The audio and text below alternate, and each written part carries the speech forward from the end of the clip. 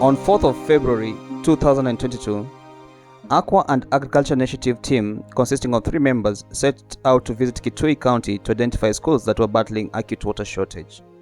Through one of the NGO's member, the team was linked up with schools that were struggling to meet their daily water demands in the region. The first school that the team visited was the Isovya Primary School, located a little than 30 kilometers away from Kitui town. The school was grappling with acute water shortage, and this was evident through the small jerrycans that were found littered around the school kitchen area and near some of the classrooms. Through the permission of the school head, we were able to interview the teachers about the crisis they were facing. Okay, thank you. My name is Mrs. David. Being in Kitui being a dry area, we have scarcity of water. There is little water, or the water supply from the area is very low.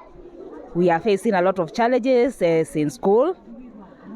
Mostly learners have to come with jerrycans of water, 3 liters or 2 liters per day each day, and in their home areas there's still no water.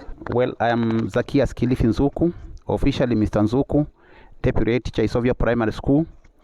Well, the situation of water here is speaking for itself. As you can see behind us, we have plants which are drying up. They are not drying up because of poor gardening, but because of lack of water.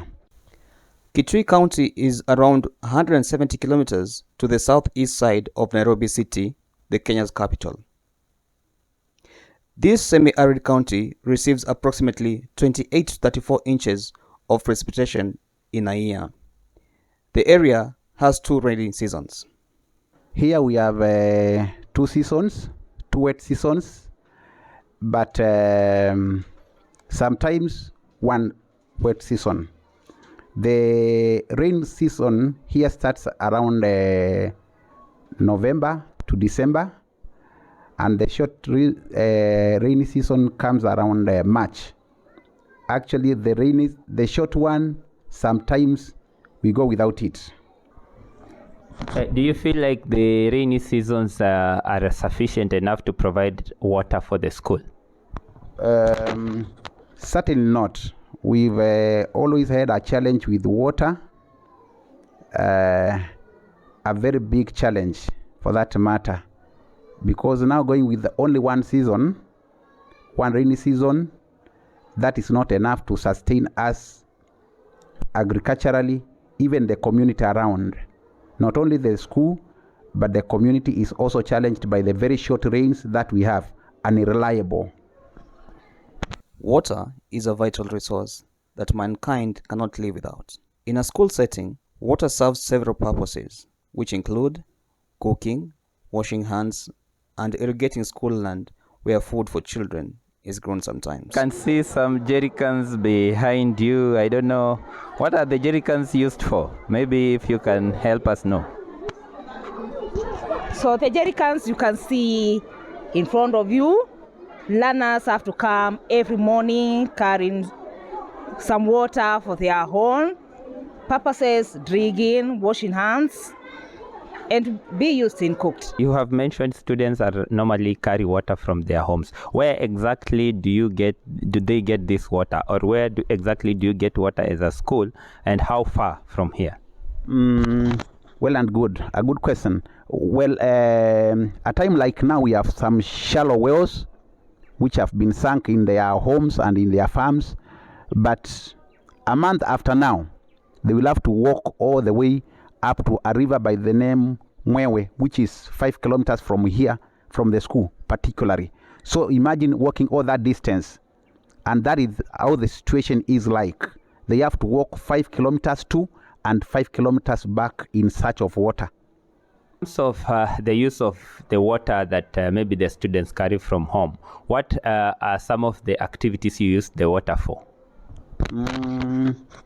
We've been using the water in the kitchen to cook for the children, to prepare meals for the teachers, and for their own drinking. We've had gardening practices, but owing to the fact that we don't have enough water, then we have been forced to forfeit the gardening practice. I heard you mention about the garden practice, and I know currently we have the CBC program, which is targeting the young pupils to do some farming. Do you think lack of water in this school is a hindrance, or is a problem to the CBC program that is in place? Certainly, yes. Actually, to mention a few activities, in grade 4 we had gardening. We've seen a nursery bed in our former videos. In grade 5 we had a lot of them. Particularly, we were required to plant climbing fruit trees, but due to that challenge we could not make it. Certainly we could not make it. And I should say here that scarcity of water has been a very big impediment towards the implementation of CBC, particularly in our school. Maybe on average, if you can give us on average, how many liters of water can you spend in a day as a school at large? That is sufficient supply, insufficient supply. How many liters? For cooking, we need around let's say 500. For drinking, another 500, at least 1,000 liters, or between 800 and 1,000 liters per day. Do you think as a teacher the performance of the school is being influenced by the lack of water in the school? Certainly yes, because instead of the children backing on preps in the evenings, they have to go searching for water, because water is almost a necessity. As they say, water is life. So every time, every evening we release them from school, they have to go in search of water the remaining part of the evening and even at night. So you find they are not doing enough preps on their own. So do you think if provided with water tanks alone, that will be sufficient to provide water to the school, now that you are saying the short rains are not even, the short rains and the long rains are not even adequate? Do you think the tanks will help the school achieve its goal? They say better little than none, but in the meantime, tanks may not be of great help, owing to the fact that tanks collect water from rain, and now that rain is not sufficient, then we assume that the water in the tanks won't be enough for the consumption in the school.